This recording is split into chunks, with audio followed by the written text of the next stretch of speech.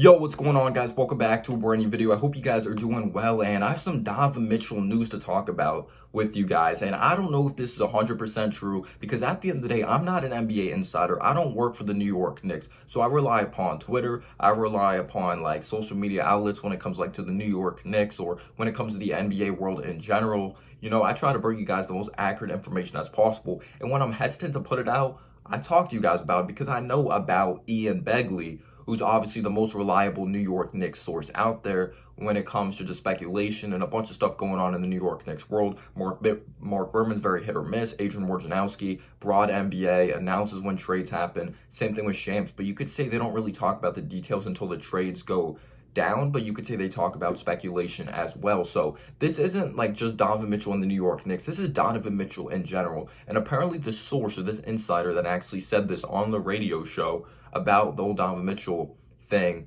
that apparently he broke or he was right about Darren Williams being traded from the Utah Jazz to the New Jersey Nets back when the New Jersey Nets had Devin Harris. They went on to trade him. That was a long ass time ago, obviously, back when they were in New Jersey and they were in Brooklyn. Obviously, originally they were in New York a very long time ago, and then obviously New Jersey, and then back in New York of the Brooklyn Nets. So the report here, or the tweet that came out by Jake, it's a verified account, Jake Hatch, Yawk. I've never heard of this guy. Again, let me know down below in the comment section. If you're a Utah Jazz fan, is he a reliable source? He is verified. He says, my man PKK, or PK Kinahan, I'm sorry if I pronounced that wrong, said on the Zone Sports Net that he's hearing from a source close to Danny Ainge that the Utah Jazz have agreed upon a deal to trade Donovan Mitchell, but that deal is not done.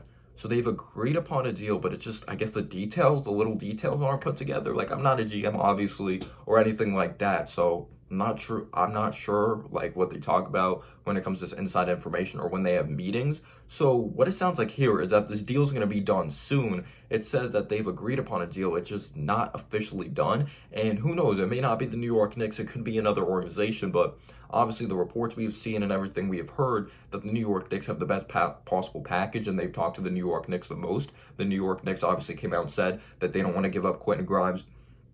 RJ Barrett's off the table, so possibly the New York Knicks will have to give up 5 to 6 first-round picks, Obi Toppin, Emmanuel Quickly, and Cam Reddish. And when they went on to trade Rudy Gobert, the Utah Jazz, they were able to get 5 first-round picks in exchange. One ended up being Walker Kessler. They got Jared Vanderbilt, very solid player, Malik Beasley for the contract to match, and they got Patrick Beverley. You could say they did a good job in that trade. So they're like, we're going to ask for that same amount of picks or maybe more because Donovan Mitchell was a higher impact player for us compared to a Rudy Gobert, even though they impact the game in different ways. So if you think Donovan Mitchell's a superstar or not, you still have to give up a lot because he's a star-studded player. I don't believe he's a superstar. He's a star-level player. I don't think his basketball IQ is at the highest of level that I can call him a superstar, but you could say the team wasn't really constructed well around him. In Utah, you could say you didn't really have another megastar next to him, at least on the offense side of the basketball. You could say possibly there's more talent with the New York Knicks, but how's the fit going to be with 2 6'1" guards? Is Julius Randle going to sacrifice certain things?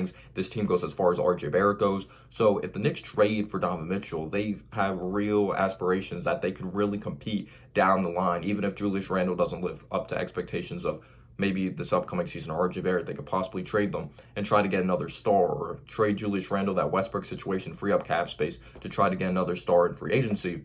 So yes, he did say this, that the Jazz have agreed upon a deal, and this account's Jake Hatch, verified. And when you look at PK Kinahan, who I just talked about, he's 16K on Twitter. He's not verified, but apparently he's an inside source. And you know the Utah Jazz aren't the biggest of markets, so maybe their Twitter accounts just aren't popping as much. But this is the audio clip here when it comes to him being on the podcast and just announcing the news. So I'm hesitant to say this, Jake. Okay. But I've been receiving texts as we speak that the Donovan Mitchell deal is done. It's agreed upon. Wow. That they're working out some final details to have it be announced here shortly. And, quote, it's a haul. Okay.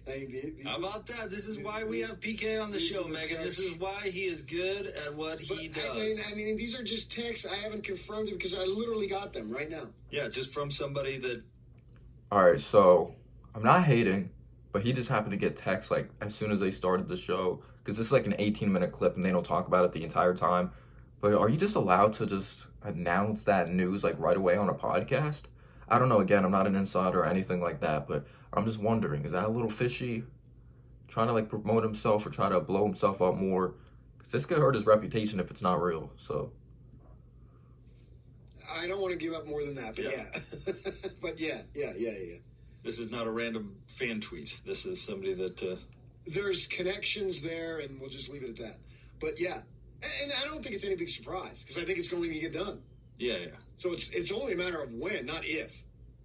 I think so too. Yeah. But the when could be stretched out for a long time. It could, but I'm being told it's not. So if that comes to pass, that's the best case scenario. The sooner the Jazz get on with it, the better. They don't want to be Oklahoma City and, randomly make the playoffs. okay, then they just talk about a different amount of like situations after that with prior teams. So it's a whole. Again, they haven't said it's the New York Knicks or any other team. They've discussed with other teams. They're trying to get the most back as possible. But what are your thoughts on this? Should we believe this? I'm going to say take it with a grain of salt, but you could believe it at the same time. Because unless this dude's just lying, I'm not sure. And I'm not a Utah Jazz fan, obviously, so I don't know about their insiders like this. The guy that tweeted this, though, is verified, and the guy that announced this does have 16K followers. But don't get your hopes up, Knicks fans. Hopefully we've learned our lesson in the past. And then coincidentally, Donovan Mitchell tweeted out around the same time, man, God is good. But my stance on this is, who knows if this has to do with the situation at all. These are more than just basketball players. These are human beings at the end of the day. He could have just been tweeting out how grateful he is for his life and the position he is in now. But yeah, let me know down below your thoughts. Peace out, y'all.